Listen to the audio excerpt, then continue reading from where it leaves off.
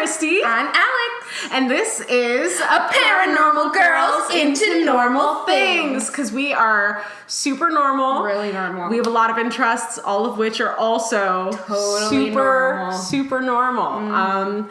We started this show because quarantine is the fucking worst. That's right. Understatement of the year. Understatement of the year. Christy and I had actually been talking about doing something like this for a very long time. We're going to be going on lots of adventures with you sitting here because quarantine is restricting us from doing a lot of the fun outdoor activities that we have ideas to do. But hopefully we'll be able to take this on the road really soon. So stand by. We have lots of cool ideas for you. Yeah, we have a shit ton of interests, all of which are super normal. And we've been sitting here during quarantine having all these conversations about all these different things, and it's felt almost selfish to keep it to ourselves. That's right. The world needs to hear how hilarious we are, one, and two, how interested we are in these topics that probably you're interested in too. Like such as conspiracy theories, paranormal activities, true crime, unsolved mysteries, murder, and so much more. This is not an unbiased forum, so we will be sharing our opinions. Yeah. We're talking about these topics and giving our perspective, our opinions on things, and I think that's what you're here for. Honestly, if you're watching the show, you probably know us. Yeah, I mean, we're not criminologists. I don't know what the word is. I don't fucking know. We're not experts on literally anything. We're excited, and we're excited for you. I'm happy for you. Yeah, we're so happy for you. So like and subscribe. Thank you for joining us and enjoy the episode. Hello everyone, I'm Alex. I'm Christy. I thought we were gonna have a theme song. That's why I started dancing. Paranormal girls into normal things. A paranormal girls into normal things. Yeah. In this episode today, we're going to be talking about Eastern State Penitentiary. So today, it's all me. I did my homework, I researched, I'm ready to go. Okay, now I do know a little bit about this. I think just that it's like a fucked up prison from the olden days. Yes. And now it's haunted. It's been covered by a lot of ghost shows. A lot of people have gone into Eastern State Penitentiary and investigated it. As Christy knows, I am a ghost skeptic. I've never experienced anything paranormal. I do have a hard time buying fully into a lot of stories unless someone has like concrete things and has eliminated any other logical reason as to why something could be happening. So, that being said, let's jump into the likely most haunted location in the United States. Woo! Here we go. Oh yeah. So, Eastern State Penitentiary is located in Philadelphia, PA. As I said before, it's been investigated by several ghost hunter shows, and it's considered to be one of the most haunted locations in the country. It is the world's first penitentiary. All prisons after this were modeled after it, so keep that in mind when listening to the completely insane things that happen here. Fuck the prison system.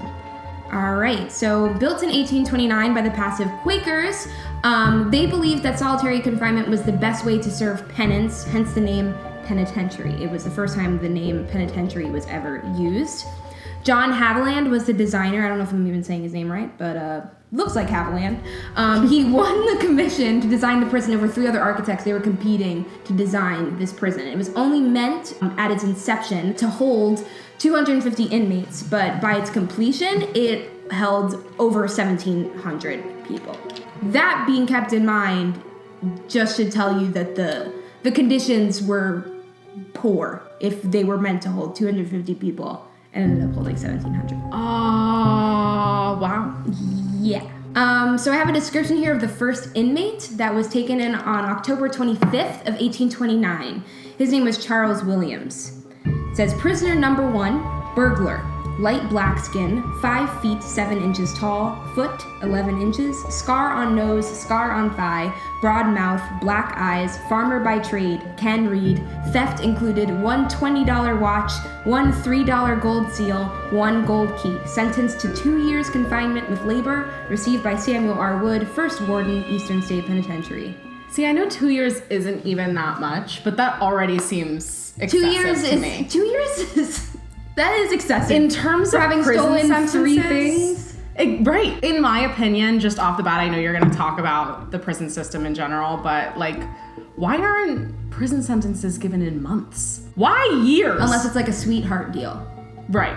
Like, unless you're a celebrity, which we're also going to get into later, because Eastern State Penitentiary did have some celebrity inmates. They did have female prisoners for quite a while, and their first female prisoner was received in 1831. They had hundreds of people try to escape throughout their Naturally. history. The first escape was in 1832. Only one inmate in the history of the penitentiary escaped and was not recaptured. His name was Leo Callahan, and he escaped in July of 1923. Congratulations, Leo. You did it. Snaps for You Leo. escaped. Snap it home for Leo. Still running. So some of their most notorious inmates included Al Capone and Willie Sutton. Al Capone. Yes, we're gonna get into a lot of Al Capone. Like, I genuinely know nothing about Al Capone. Well, you're gonna know a lot by the time I'm done with you. When the penitentiary was done being built, it was the largest and most expensive public structure ever erected in the U.S. at a total of $780,000. And in the 1800s, that's a lot of money. It's a lot of cheddar. That's a lot of Skrilla. Several riots occurred throughout the prison's history, but the largest one that occurred in 1961 started the discussion to close the prison. I have some wholesome facts. Okay. It's not really wholesome as can be. In the 1930s, a black lab named Pep was sent to the prison for killing the government. They put a dog. It wasn't even a bit. They very literally put the dog in prison. That's something Trump would do. That's some shit Trump would do. And everyone would just be like, okay, Mr. President. The prison was supposed to have been following the Pennsylvania system of confinement with solitude, which was based on the premise that people were inherently good. It was discovered that they were not following this ideology, as they were inflicting extreme punishments on inmates. And they rescinded the solitary confinement in 1913 because they wanted to hold more inmates. So by that point, for the most part, there were not a lot of people being held in solitary confinement. Solitary confinement is such a weird thing. That to me almost seems like cruel and unusual. It is. Not be allowed to have human contact. Yeah. It's a very, very basic human need. It's like not giving someone food. It's Yeah. like refusing them food. Let's outlaw that. Let's give prison time sentences in months. Mm-hmm. Add it to the list. Yeah, it should be rehabilitation. Yeah. Not just, punishment. it's like you can't even pretend at this point that they're trying to rehabilitate. Yeah. Like, it's just pure torture. Even with like children, when like a kid does something bad, like timeouts are starting to become like not PC. Like it's Yeah. like, let your kids do yoga. Schools are doing that. Yeah. Why are we still locking people? Like honestly, like if someone is an extreme Yeah. danger to society, they should be held somewhere so they can't hurt people. Yeah. But the goal should be generally to help them become better people so we can send them back out Right. into the world. Inmates spent 23 hours a day in their cells. They had 2 30-minute breaks for exercise. Nice. Yeah. It's pretty lit. Every 2 weeks, they were taken to bathe and had to wear hoods so they couldn't become familiar with their surroundings or potentially see other inmates. In the year 1900, these hoods were given eye holes. Keep that in mind when we get to the ghosties. If the inmates were caught talking to anyone other than the guard, they might be either left in a dark cell where they were only fed bread and water, or put in a straitjacket and gagged. Yeah. The guards wore socks over their shoes to muffle the sound of walking to keep the prison in complete silence.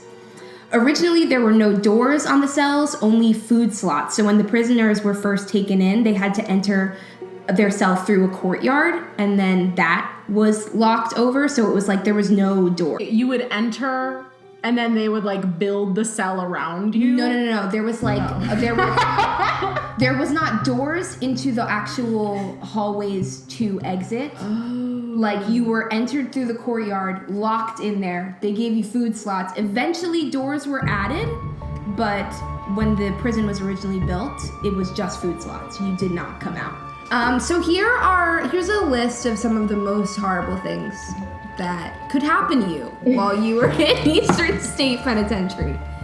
Cool. They had something called the water bath.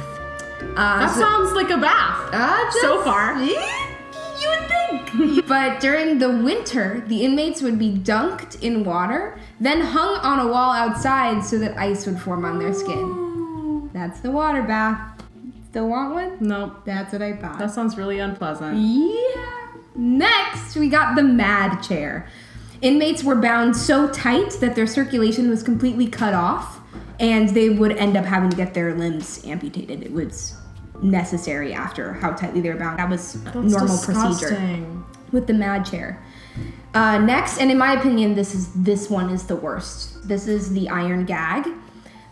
Inmates' hands were tied behind their back and then strapped to an iron collar in their mouth, so that even the smallest movement would cause their tongue to tear and profusely bleed. Inmates were known to die from blood loss. This happened quite often. Why? For what reason? Yeah, and I want to... Imagine, like, going to work and, like, doing that. Yeah, I want to talk to the guy that came in and was like, guys, wait. I have the best idea. You gotta Listen just to be, this. like, a full-on sicko. Yeah, like and then you Ryan think, Murphy like, shit. they couldn't have all been sickos because there are so many stories like this. Mm-hmm. So, what was your problem? Last but not least, we have the hole. It was a creepy, dark, dank cell underground with no light, no human contact, no toilet, and very little air. This was the last remnants of solitary confinement that existed towards the end when it closed. And solitary confinement wasn't eradicated out of the kindness of their hearts. It was budgetary. It was just so they could have more budgetary. people for the business of their prison. Disgusting. Yep. Inmates that were kept in the hole were barely fed. There was barely enough room to stand up because there were pipes that hung so low that you could not fully stand. There were a few accounts. That'll getcha. Yep. So you're sitting in the dark, literally sitting in the dark in silence. That's evil. It was roach and rat infested. They said that the bread that you were given, it would be like one slice of bread and some water you would get once a day. And you only got that if you got to it before the roaches and the mice. So there were some terribly unacceptable living conditions after they were increasing the number of inmates. And that went on for about 58 years of the prison's existence. The prison saw 1,200 inmates die over its history, 50 suicides, dozens murdered by other prisoners, and over 100 attempted escapes. Countless inmates became clinically insane after entering Eastern State Penitentiary. Yeah, no shit. Naturally. Now we're going to circle back to Al Capone. He was in the prison for about 7 months and was able to design his own room. They let him put rugs in there. He had a radio. Why? His room was luxurious. Oh my god, they were like fangirling over Al they're like, Capone. oh my god. Yeah, that's really Like, gross. you guys are fucking losers. Yeah. The only fun part we're gonna get out of this is that Al Capone does bring us around to the ghosties. Al Capone did not suffer any physical punishments while he was there, naturally, Lucky duck. but was apparently tormented by the ghost of James Clark, who was murdered in the 1929 St. Valentine's Day massacre. He said Clark's spirit was living with him in his cell, and claims have been made that Capone would cry out in his sleep for the spirit to leave him alone in his final years of life. He is said to have been transformed into a weeping and terrified mess who would send out blood-curdling screams at night. This is how terrified he was of this ghost. The prison was closed in 1971, and That's really recent. very recent. That was like Yeah. 50 years ago. What the fuck? Yep. So we're not better. We're not better. Many, Of course not. many break-ins happened after the prison closed its doors, and people have claimed to see the hooded apparitions like when the people would go to bathe, that creepy image that I told you to keep in mind, that's what people claim to see moving through the prison hallways. Very terrifying. This is probably the most well-known ghost story from Eastern State Penitentiary. Gary Johnson, who was a locksmith who came to do some repairs in the 1990s as the facility was becoming a tourist attraction, he came in and was attempting to unlock one of the cell doors, specifically cell block 4, where many of the most brutal punishments were carried out. He struggled a lot to get the door open, and as soon as he got it open, he described being overcome by a cold force so powerful it paralyzed him. I read something from the Confessionals podcast. They wrote about this incident saying, unable to move, he felt that he was leaving his body as he was compelled into the cell, which was covered with horrible faces and figures on the walls and teeming with negative energy. This is a direct quote from Gary. It says, I had this feeling that I was being watched really intensely, he said. I turned and I'm looking down the block and I know there's nobody there. A couple of seconds later, I get the same feeling. I'm really being watched. I turned around and I look down the block and I don't see anything. And as I start to turn down the block, this black shadow just leapt across the block. So he wasn't physically injured, but it is believed that Johnson opened a physical doorway to the paranormal when he unlocked the cell door. Non-believers have said he just had a minor heart attack. Losers. Weird. Many have claimed to see the ghost of Joseph Taylor, who bludgeoned a man named Michael Duran to death in 1884. After Taylor killed Duran, he calmly just went back to his cell and went to sleep, and it's supposed that his ghost still haunts the halls. People claim to see shadows around cell block 6 and hear cackling around cell block 12. Those were just some basic incidents that I read about in my research. Here's a fun little creepy fact. Every year for the past 20 years, the past 20 years, this is current. Okay. The penitentiary has hosted a gathering of alumni where former prisoners, guards, and staff members would return to the site to share their memories of living and working at Eastern State. Sweet. They have reunions. That's really fucking weird. This is my favorite fact. Steve Buscemi narrates the audio tour. We gotta go. Yeah, we have to go. So that's just a little bit about Eastern State. As someone who's never experienced an actual paranormal sighting activity, I am more inclined to believe that Gary Johnson might have had a heart attack opening that door. But combined with so many other people reporting various happenings. I mean, from the stuff that I was reading, and as a skeptic, I am inclined to believe this, that there's sort of a placebo effect. When someone tells you that some place you're going into is the most haunted place in the country, when you go in, you're like ready to feel something. Mm-hmm. You're more open to feeling something, and you're gonna think any little chill or any little movement is a ghosty trying to get you. It makes sense to me. And there are those who say that when like certain events are so traumatic, they just kind of like stamp on time. That's why maybe you'll hear stories about like, oh, a woman committed suicide out of this hotel room, and you'll still see her like standing by the window where she committed suicide. And it's like, I mean, I guess the theory goes like, even if you're not necessarily seeing their spirit, you're seeing physical embodiments of trauma and pain. It makes sense to me that if that were true, that you would see various happenings at the Eastern State Penitentiary, just because like it was just daily horrificness. Yeah. I subscribe to energies. I believe that energies can exist in a space. I am not inclined to believe that a physical apparition can come and like grab you by the shoulders and shake you and freeze you. That's something that I just don't, I can't fully buy.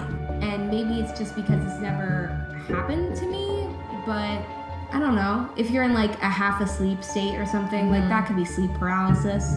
Like, and an energy in a room I think can physically affect you, but I don't think it's like the ghost grabbed my face and breathed cold air and into my body. You hardly ever hear stories of like, and I think they died because a ghost killed them. I'm not afraid of ghosts hurting me, you know? I'm not afraid of, I don't believe necessarily in like the scary, I can actually do something to you ghost, but for sure I can't rule out spirits like being stuck here. And that kind of makes sense. Like it makes sense to me that your spirit might get confused and be like, I guess I stay here. I guess I get that too, but like, I just like, if a glass falls off the counter, I'm not like ghost. Like people use like the flashlights and ghost hunter things. I'm like, I'm sorry, I don't buy it. Also, if you truly believe that you are having a conversation, this is why I fucking hate those shows, because it's like, oh, something touched me. That proves nothing. Like, ow, someone just hit me really hard. Like, no, they didn't. And Guys, like, look at my back, is there a scratch? yeah, if you truly believe that you have contacted the dead, you're like, oh, are you mad that we're here? Like, no, how about like, what happens after you die, bro? Yeah, like, is God real? That's how I know that you don't even believe it, because you're asking the dumbest questions. What other questions would you ask? I have tons of questions for the dead. I would love to hear a few. How's my grandpa? Is he good? I don't even think they know your grandpa. I don't know how heaven works. Do you know my grandpa? That's my question. I open with, do you know my grandpa? And I move from there. Tight. That was a great little discussion. Yeah, that was good. The prison system is fucked. We need help. It's run as a business instead of a rehabilitation I don't even center. know if a lot of people know that a lot of prisons are private prisons, like owned by people. This should make it very clear. Yeah. Just based on the fact that this prison was the model for all others, and it ended up being a place that their intention was to keep as many people there as possible to run it. It became a business. Mm-hmm. And so as something that I think might have been well-intentioned initially, it swiftly became a capitalist mess. And that is our entire prison system now. This was the model. I could turn around and start a prison tomorrow, and I will not put a dog in it. Yeah, I'm a small business owner. For your local business, come to my jail. It's nice. We'll feed you. Yeah. We won't freeze you and hang you outside. We won't hood you and turn you into a creepy ghosty apparition. Wow. Thank you guys so much for watching. Join us next time. We're going to be talking about something really, it's not so much paranormal, but it combines paranormal with true crime, and I think you're really going to like it. Bye!